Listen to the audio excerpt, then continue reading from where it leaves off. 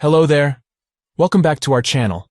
In today's video, we have an exciting guide for you on how to see a preview of received messages in Messenger.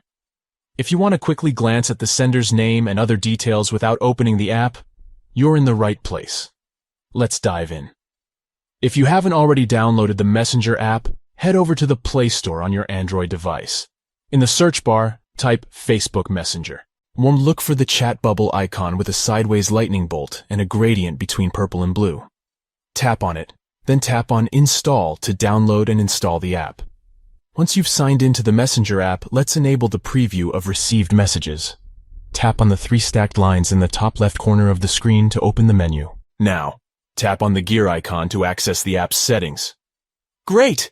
Scroll down until you reach the Notification and Sounds option in the Preferences section.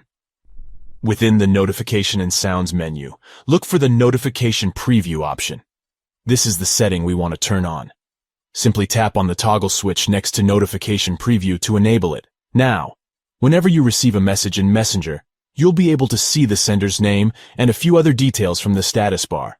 And that's it. You've successfully enabled the preview of received messages in Messenger. Stay informed at a glance without having to open the app. To quickly recap the steps. Step 1.